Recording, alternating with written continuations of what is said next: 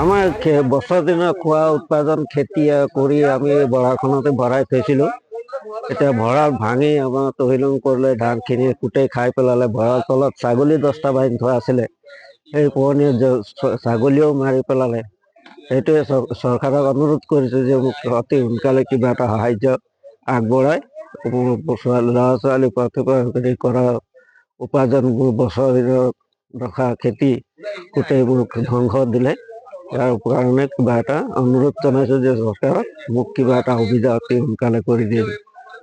সদায় ওলাই থাকে হাতী? সদায় ওলাই থাকে, কিন্তু এনেকুৱা অনিষ্ট পটকে কৰা নাছিলে। কালি ভুলতে আহি গ'ল, এজন হাতী আহি ধ্বংস দি থৈ গ'ল। হয়, যোৱা নিশা প্ৰায় 10 মান বাজিছিলে। আমি চবে ধৰক শুই থকা মানুহে আৰু নিন্দাত আছিলোঁ। হঠাৎ গম পালোঁ যে মিঠান চাপৰিৰ দলবাজু চেত্ৰীৰ ঘৰত আহি বনৰীয়া হাতী, এজনীয়া হাতী বাবাই আহি প্ৰথমতে ভঁৰালত আক্ৰমণ কৰিলে।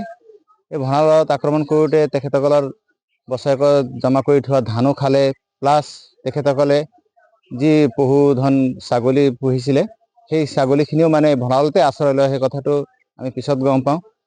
প্ৰত্যক্ষ কৰিছোঁ যে গোটেইখিনি ছাগলী চেপেটা লাগি মৰি আছে।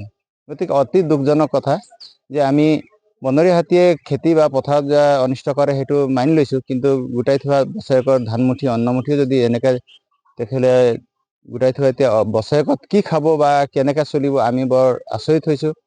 আৰু আমি চৰকাৰ এটাই কথা আহ্বান কৰিব বিচাৰিছোঁ যে তেখেতসকলৰ খেতি চাই এতিয়া পশুধন, এতিয়া ছাগলী প্ৰায় 10জনীমান মৰিলে, 10জনী মূল্য হিচাপে বা এই ভঁৰাল এটা নিৰ্মাণ কৰিব পৰাকৈ কিবা এটা সাহাৰ্য দিব বুলি আমি আশা অনুৰোধ কৰিছোঁ। গতিকে নহ'লে ইয়াতকৈ আৰু তেখেতসকলৰ দুখীয়া পৰিয়াল, দিন হাজিৰা কৰি খোৱা এজন কৃষকৰ উপায় নাই, গন্তব্য নাই। সেয়ে মই আহ্বান জনাওঁ।